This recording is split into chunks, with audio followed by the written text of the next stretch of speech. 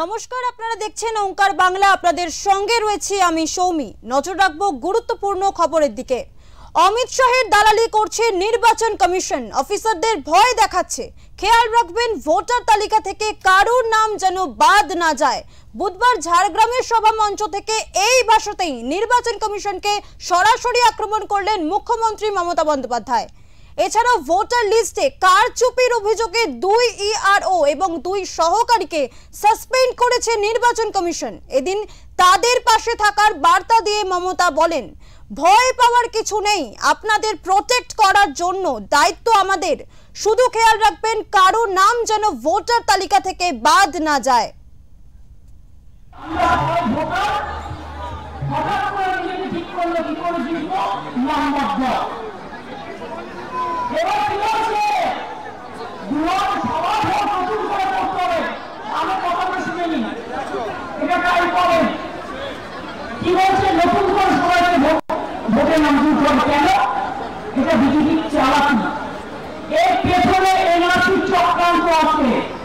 সবাই ভালো করে শুনুন, মাথায় রাখুন, আসামে 7 লক্ষ বাঙালিকে বাদ দেওয়া ছিল, যারা কিন্তু হিন্দু বাঙালিও ছিল।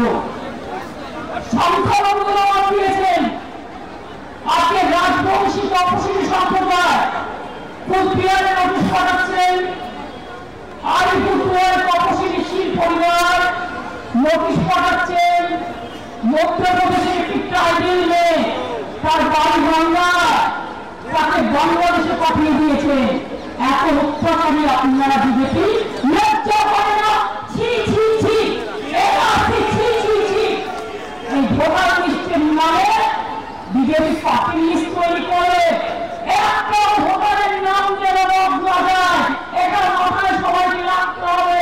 ভুলে যান পার্টি, ভুলে যান রাজনৈতিক দল, আপনার ঠিকানা আপনাকে রক্ষা করতে হবে। সরকারি কর্মচারীদের ভয় দেখানো হচ্ছে। কালকে আবার 2 অফিসারকে নোটিশ পাঠানো হয়েছে, তিনাকে সাসপেন্ড করা হলো। আমরা তোমার ইলেকশন এখন ডিক্লেয়ার হয়েছে, তুমি নোটিশ পাঠিয়ে দিচ্ছ, সাসপেন্ড করছো, আর বলে দিচ্ছ এফআইআর করতে হবে না। আমি কারো কোনো পানিশমেন্ট করতে দেব না, এটা মাথায় রাখবেন। ভয় পাওয়ার কোনো কারণ নেই। বিজেপি রবীন্দ্রনাথ ঠাকুর গান্ধীজিকে নিয়ে একটা কবিতা লিখেছিলেন, সেখানে লাস্ট লাইন ছিল, ভয় না পেলে ভয় দেখাবে তাকে। আজকে কি বলছে? তুমি অফিসারদের ভয় দেখাচ্ছ, পুলিশকে ভয় দেখাচ্ছ। শুনুন, আপনাদের প্রোটেক্ট করার দায়িত্ব আমাদের, আমরা আপনাদের রক্ষা করবো জীবন দিয়ে। কোনো চিন্তা করবেন না, কেউ হতাশ হবেন না। 2 মাসের জন্য ইলেকশনে আপনারা আসেন, আবার চলে যান বসন্তের কোকিলের মতো। এখন ইলেকশনের অনেক দেরি আছে, 8 মাস দেরি আছে। এখন থেকে সাসপেন্ড করতে শুরু করবেন। হয়ে আসছ, কিছু আসছ, বিজেপির ভোটের নেওয়া, বিজেপির ভোটের নেওয়া লজ্জা করে না? তুমি তোমার ক্ষমতা জানো? অমিত শাহ দাঁড়াই করছো চেয়ারে বসে, হোম মিনিস্টার নিজেকে মনে করেন উনি যা বলে তাই হবে। বাবা সাহেব আম্বেদকরের কথা শুনবে না, নিঃশ্বাস কথা শুনবে না, নজরুলের কথা শুনবে না, স্বামীজির কথা শুনবে না। সবাই দাঁড়িয়ে দাঁড়িয়ে ভোটার লিস্টে নাম তুলবেন। আর যদি কেউ বলে এই চাই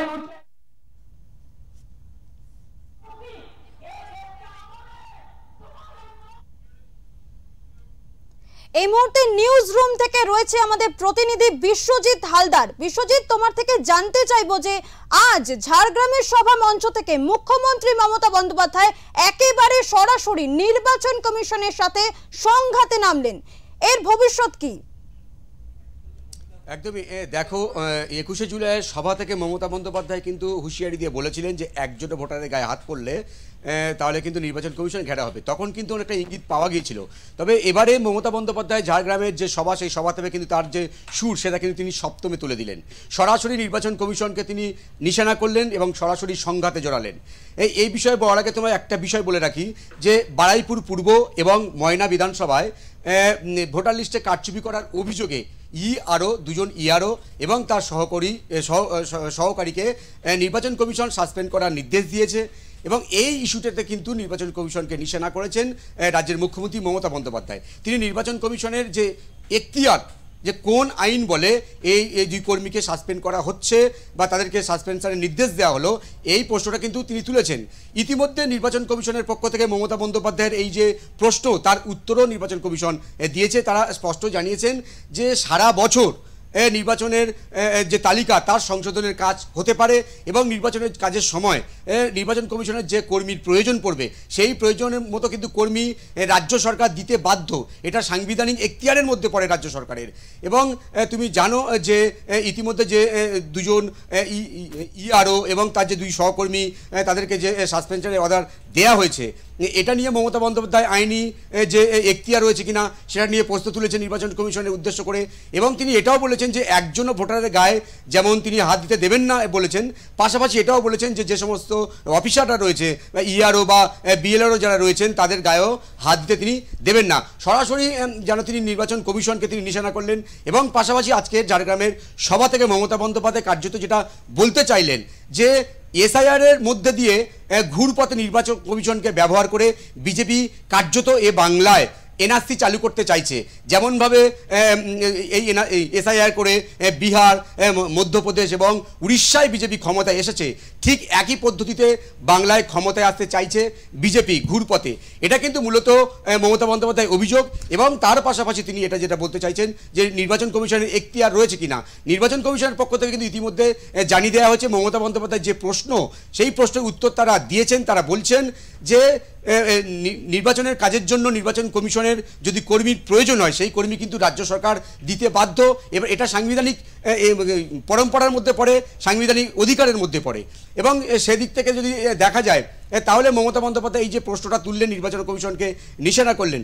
এবং পাশাপাশি এটাও তোমাকে জানিয়ে রাখি যে ইতিমধ্যে এই যে সাসপেনশনের বা ইস্তফা দেওয়ার কথা যে নির্বাচন কমিশনের পক্ষ থেকে বলা হয়েছে, এটা কিন্তু কড়া নিন্দা করেছেন পশ্চিমবাংলার যে WBCS এর যে সংগঠন রয়েছে, তারা কিন্তু কড়া নিন্দা করেছেন এবং তারা প্রতিবাদও জানাচ্ছেন।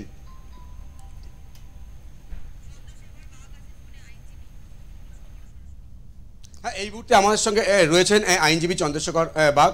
আপনার কাছে আমার একটা বিষয় জানতে চাবো যে মমতা বন্দ্যোপাধ্যায় বলছেন যে নির্বাচন কমিশন কোন আইন বলে এদেরকে সাসপেনশনের অর্ডার দিতে পারেন, এই বিষয়টা যদি সাংবিধানিক যে এটা রয়েছে সেটা যদি একটু ব্যাখ্যা করেন আমাদের। হ্যালো, শোনা যাচ্ছে? একদমই, আমরা শুনতে পাচ্ছি, আপনি বলুন। হ্যালো, আমরা শুনতে পাচ্ছি, আপনি বলুন। হ্যালো, একদমই। আপনার কাছে যেটা আমার জানতে চাওয়া যে আজকে ঝাড়গ্রামের সভা থেকে মমতা বন্দ্যোপাধ্যায় বলছেন যে কোন আইন বলে নির্বাচন কমিশন এই সিদ্ধান্ত নিল এবং পাশাপাশি অন্যদিকে নির্বাচন কমিশন তারা স্পষ্ট করে বলছেন যে সারা বছর ভোটার তালিকা সংশোধনের কাজ চলতে পারে এবং নির্বাচনের সময় যদি কর্মীর প্রয়োজন হয় সেটা কিন্তু সংবিধান বলে রাজ্য সরকারকে সেই কর্মী দিতে হবে নির্বাচন কমিশনকে। অর্থাৎ এই যে ভুয়ো ভোটারের অভিযোগে বারুইপুর পূর্ব এবং ময়না বিধানসভার যে ইআরও বিরুদ্ধে দুজন ইআরও এবং তার দুই সহকর্মীর বিরুদ্ধে এই যে নির্দেশ দিয়েছে নির্বাচন কমিশন, এটা নিয়ে মমতা বন্দ্যোপাধ্যায় প্রশ্ন তুলছেন যে কোন আইন বলে এই সিদ্ধান্ত নিল নির্বাচন কমিশন। এই বিষয়টা যদি আমাদেরকে একটু পরিষ্কার করেন।